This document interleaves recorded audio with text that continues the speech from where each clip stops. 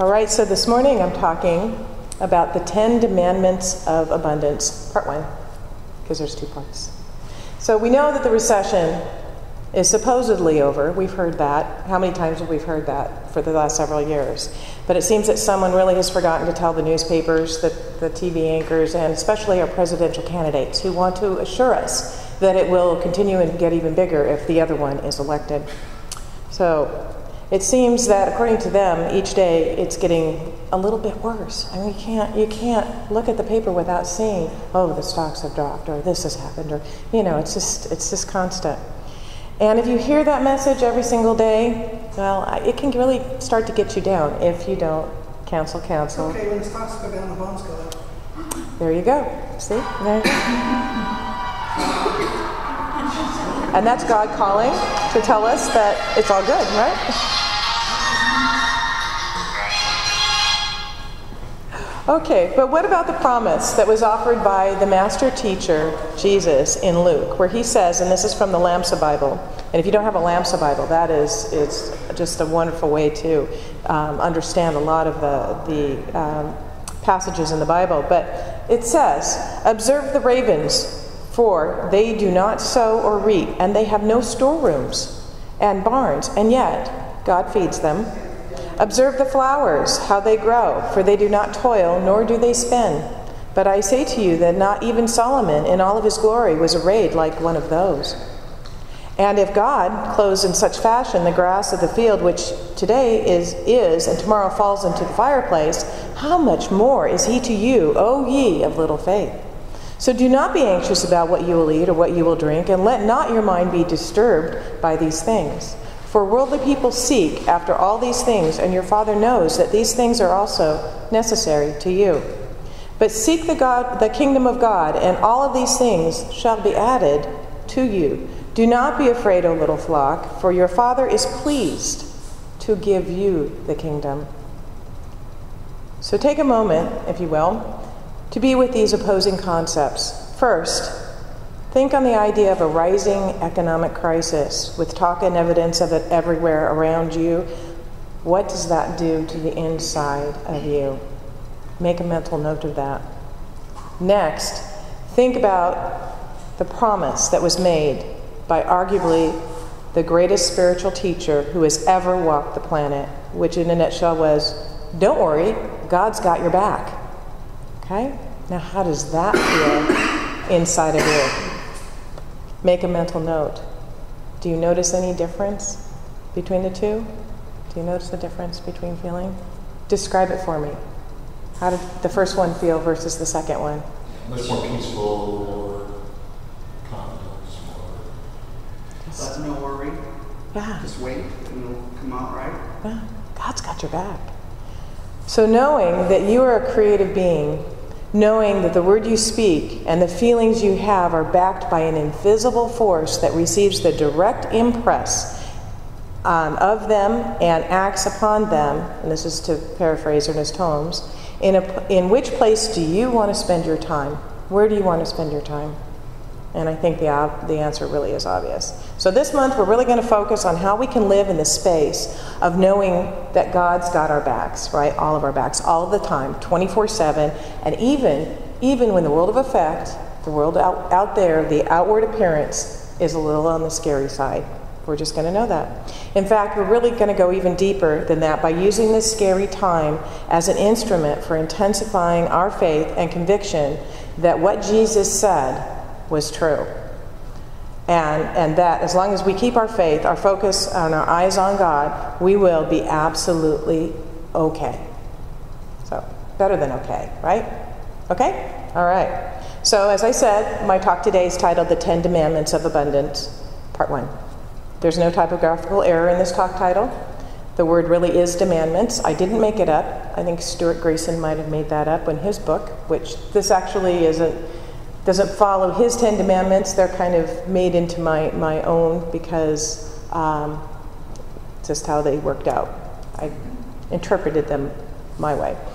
And this week and next week we're going to look at the 10 states of consciousness that are demanded of us if we want to be immune from the effects of a slowing economy or whatever kind of economy. It doesn't matter, does it? It doesn't matter if it's going not great out there or going bad out there. All that matters is what's going on in here. So that's what we're looking at. Today we're going to explore the first 5, and next week the second 5, hence 10, right? I know I'm not the best at math, but I got this one. So perhaps it seems a bit presumptuous for me to say the word demandments. Who do I think I am anyway? God on top of Mount Sinai speaking to Moses, right? But I am not, let me be perfectly clear, I'm not demanding anything of you. In fact, the Center for Spiritual Living, Modesto, is not demanding anything of you. Religious science, the teaching, is not demanding anything of you, but the universe is. These are the things that it takes to get us into spiritual alignment with the eternal substance that is ever available, that feeds the ravens and clothes the flowers. So, here are 5 of the 10 Demandments of Abundance to take us out of any type of recession or economic downturn consciousness and propel us into a world of prosperity. It's the first commandment. Thou shalt make no graven mental images of lack. In other words, don't focus on lack or limitation. The anticipation of lack, of not having enough money for anything you need or earnestly desire, of course, this creates the very circumstances of lack and not enough that we are afraid of, right? What you pay attention to is important. Admittedly, things might be a little snugger, perhaps, for you right now. You know, perhaps we're going through some changes or something is going on that you know, we're tightening our belts a little or thinking about, well, we have to be careful where we're going to spend. But if that is what you focus on and live in fear that you will never have enough, then that's what you're going to get more of. We will never have enough. It seems to me in my life that there's always some great big thing coming up. Oh, wow, how are we going to do this? You know, because we seem to think that this is another thing I learned at Aselamar that made a lot. We make all of our current judgment, our present judgments, based on our past memories. So if in the past it was a certain way, we compare what we're thinking about. Oh, well, this was tough then, so it's going to be tough now. We just bring it up with us. Man, we don't start fresh with where we are right now. So this is the law of attraction at work. We need to start fresh right where we are. For example, would you look at a baby who cannot walk or talk and think, well, he's never walked or talked before, so he's never going to walk or talk? No, you wouldn't. You would know that he's going to grow, that he's going to gain those skills, that he's going to do it. Just because he's not currently doing it doesn't mean he won't. We just trust that he will. Well, where did we lose that trust with ourselves, right? So you too must not think of yourself as being without, simply because you may not be currently demonstrating at the level that you desire. Stop thinking that there is only so much financial abundance to go around. There's more than plenty. With every one of these demandments, you're going to have an assignment. I have homework for you. Don't you love that? And I know that I often give you guys assignments. Go away, fly. And that, yeah, sometimes you do them, sometimes you don't. And some, don't always follow them. You forget. Life takes over, you get busy, and that's okay. But this time, I really urge you to do this because this is really important. And it's important that you do it for you and for all of us, because as all of us become more abundant and prosperous, what happens? It tells the world that it's okay for them to do the same. We are the examples. We live by example. So when some lack or limitation wants to get your attention, whether it's a personal situation for yourself or whether you read something in the paper or hear something on the news, I want you to do what that little old lady down in the South did. This little old lady, she had a reputation for being a miraculous healer. And actually, there's a story in the Eckhart Tolle book that's very similar to this. People would come from miles and miles around to meet her on her front porch, where she'd be sitting there on her rocking chair, right? They would pour out all of their troubles, problems, illnesses, and she would simply sit there and rock in her rocking chair. She wouldn't say a word. She would just smile at them. Eventually, they would leave, and lo and behold, their problems, their illnesses, their challenges would all be gone. A newspaper reporter heard of this miraculous healer and went to her for an interview, asking what she did since she appeared to be doing nothing, right? She said, as the people were telling her their sorrows, their woes, their hurts, their ills, she was saying to herself, "'Tain't so. 'Tain't so." She was knowing the truth about them. So your first assignment, when your attention turns to lack and limitation, you will say to yourself, "'Tain't so." Okay? So let's all say that together. "'Tain't so." All right. So our second demandment is, "Thou shalt not speak the word of lack or limitation." So we're turning away from it, and now we're not going to speak it. The Bible says to declare a thing, and it shall be established unto thee. That's the only claim what you want. If you say, "I haven't got enough," you may be sure that you will have just that, not enough. There are words we can eliminate from our vocabulary. Some of them are, "I can't afford it."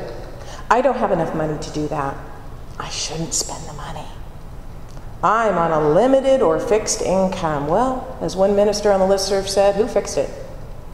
You know, we can change that. Here's another phrase that may seem innocuous, but it really isn't if you think about it. "I hope I can pay all of my bills this month." Wow. Listen to Ernest Holmes' comments about that phrase in a column that he entitled "Inflation and Economic News." Now, you know that this had to have been written at least 50, 60, well, at least 60 years, maybe longer ago. So they were still dealing with the same old thing, right? And this is a quote. This is actually the column I'm reading right now. It's quotation. "I hope I can pay all my bills this month," unquote. Is that your attitude and word about money? Is it the feeling you share with family and friends? Is it the idea that roams around in your mind at night when you contemplate finances? If it is, I know that your motives are the best. And yet, there is a subtle destructive concept hidden in your hopes. Hope implies your belief that things might not work out. That's important. Hope implies that your belief, that you have a belief that things might not work out. The possibility that your intentions may not be fulfilled.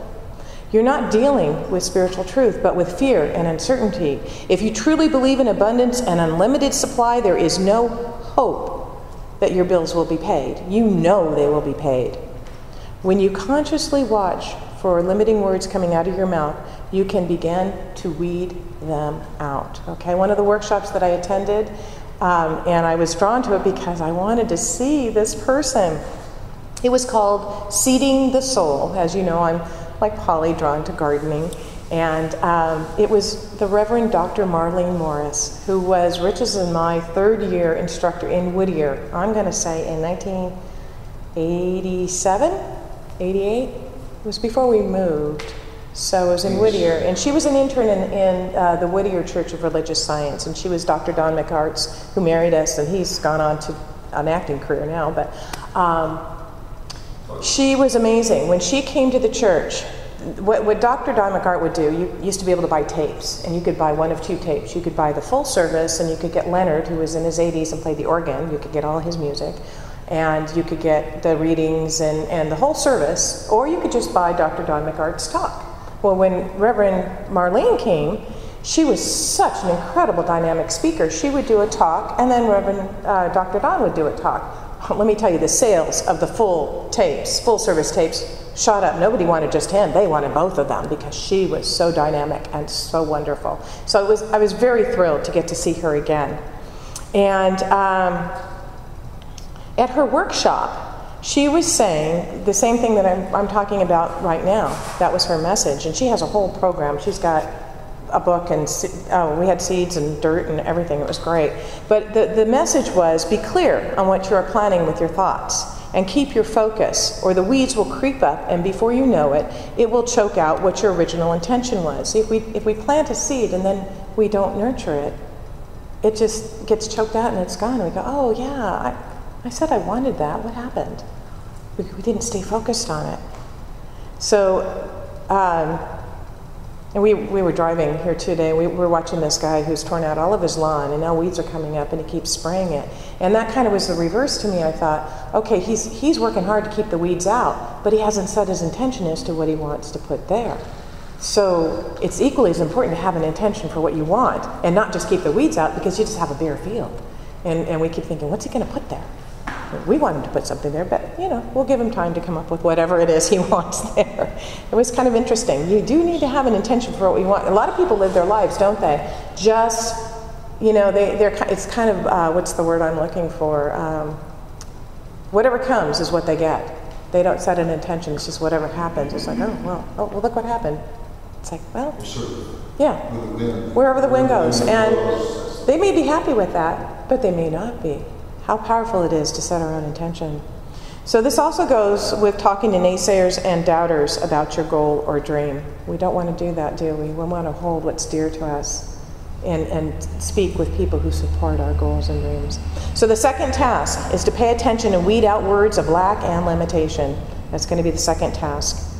Okay, on to demandment number 3. Thou shalt trust the promise of abundance. This is what Edwin Gaines said. I'm making a deal with you, God. You made a promise in Malachi. You made that promise, so I'm holding you to it. Trust the promise of abundance. There's an old story about a man who was afraid to fly, who one day found himself unable to avoid a journey by flight.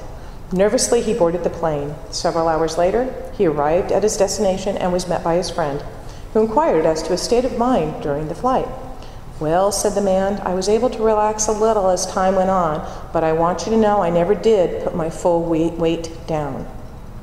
Well, what good did that do? Did you have people on airplanes like that, where they just were tense the whole time and they didn't fully relax it? Because if I sit down, it just might weigh that plane all the way down and won't be able to get up, In that same column as I referred to before, Ernest Holmes wrote, do you ever find yourself in a state of continual anxiety by never putting your full weight down with your feelings about money, forgetting that the universe is already supporting you? Of course, you can keep your anxiety as long as you wish, but you can also let it go, trusting that spiritual law will bring you to the equivalent of your belief about money. Say this and make it your belief. I trust life. I trust life. All that I need comes to me. All that I need comes to me. Let's say it one more time. I trust life. All that I need comes to me. And I will tell you, Reverend Tanya, her mantra for this whole week was, coming down to solo, I allow God to give me my good. Wow, how powerful is that? I allow God to give me my good. And I will tell you, she had some miraculous experiences. She didn't know whether she was registered. She thought she was, but she didn't know if she was when she got there. They said no, but they registered right away. And then she went to get a room, and they said, well, we don't have a roommate for you, so it's $1,300. And she thought, well, handed him her credit card. Well, her credit card wouldn't go through. Wouldn't go through. And so a person walked up and said, do you need a roommate? I'm in a hotel over here. And she said, it'll only be about $600. So, whew, right there, less than half price. Okay. Then she was too late to sign up for kayaking. They had kayaking, and they do it next year. I want to do that. And she walked up and they said, no, I'm sorry, we're full. She'd asked if there was space. No, we're full. And a woman walked up to her and said, I'm not feeling very well today. You can have my space. So she went on that. Then they have a vendor's alley where they sell jewelry and all kinds of things and goddess clothing. She always buys something for herself. So she was looking and she was kind of looking at things and listening to this conversation between two of the women. They said, well, it's getting towards the end of the week. I think it's time to cut the prices on the clothing. And so she held up a shirt that she really loved, and she got it for 40% off or 50% off. So it's like, wow, okay, I'm going to follow you. She's amazing. She's the Mendocino minister. She's just pretty wonderful. So the meditation guru, Maharishi Mahesh Yogi, was once talking about a very large and expensive world peace project that he envisioned when somebody asked him, where is all the money going to come from? And he replied without skipping a beat, from wherever it is at the moment. I like that. It's going to come from wherever it is at the moment, right? That's in Creating Affluence by Dr. Chopra, Deepak Chopra. So now that's really letting go and trusting the promise of abundance. And that is the movement in consciousness that puts us in and keeps us in the flow. Okay, task number 3. We're almost there. Breathe and let go. Put your full weight down in the promise of abundance and make, as your mantra this month, I trust life. All that I need comes to me. And that's actually here on your handout, so you have that with you. So we have demandment number 4. Thou shalt listen for and follow Spirit's lead. One of the things I hear most often when people are in crisis is, I just don't know what to do. Have you ever been there? I just don't know what to do. Have you ever reached that point where I just don't know what to do? And have any of you ever asked and listened and then been guided to the course of action that was exactly right for you? It may not have been a thunderbolt, a bush that's burning, right, out of the sky or any of those things, but a quiet series of events that led you right where you needed to be.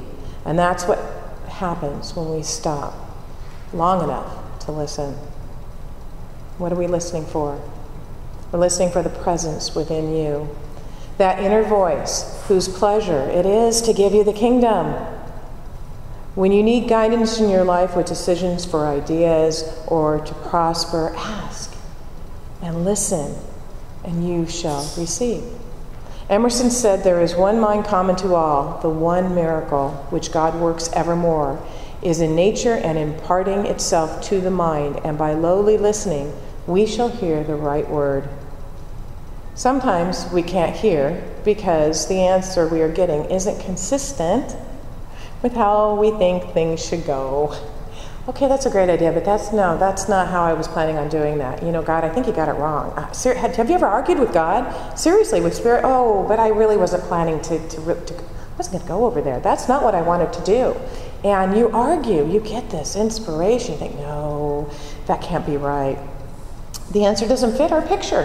It doesn't fit our human picture. God has a picture for us, but no, we want to hold on to our human picture. And so we resist it. Has that happened to any of you? You've done that? It really has happened to me. And so what do? I treat. And I just sink into that meditative and surrender. And I realize that the gift is there in what I'm being told. And when I follow that, it's always, always, always for my highest and best good. Always. So task number 4, open your heart and mind to Spirit and listen. And then follow. Follow. Do what Spirit is inspiring you to do. And you'll know, it won't be anything that you don't really want to do. You'll know because it will make you feel alive. You'll know because it does feel right. It just may be a little scary, but it still feels right. So, demandment number 5, thou shalt regularly attend to forgiveness. This is one I keep coming back to because it's one that I work on a daily basis. On a daily basis, I work on this. It's a simple spiritual truth. It's very, very simple. Being unforgiving blocks the flow of God's abundance in and through your life. And I didn't realize that. That was kind of a truth that just hit me. I thought, oh man, I am the one that's blocking my abundance by holding some of these thoughts and holding some of these resentments. We really do talk about forgiveness often here. And it's just as relevant in a discussion about prosperity as it is in a discussion about love. Not forgiving someone blocks the flow of God through us. So task number 5 is every evening before you fall asleep, ask yourself, who have I put out of my heart today? Who have I put out of my heart today? And then say, I forgive them and I bless them. And so here you have the first 5 of our 10 demandments of abundance and the related tasks to go with them. And as a summary, I'm going to have Reverend Kay pass these out so that you will have them with yourself. Task 1, when your attention turns to lack and limitation, you will say to yourself, "'Tain't so." Task 2, pay attention and weed out those words of lack and limitation from your vocabulary. Task 3, breathe and put your full weight down in the promise of abundance and make as your mantra, "I trust life, and all I need comes to me." Task 4, open your heart and mind to Spirit and listen and then follow. Task 5, every evening before you fall asleep, ask yourself, who have I put out of my heart today, and forgive and bless them. Do these things, and when the world talks of things like recessions or economic downturns, you will have no idea what the heck they're talking about. In closing, I'm going to read, this is from Science of Mind, page 556 in the Science of Mind, and it's "The gifts of God are mine today. It is the Father's good pleasure to give me the kingdom of heaven, harmony and abundance. Today God opens me to the blessings of infinite and eternal treasure, inviting me to dip deeply into it.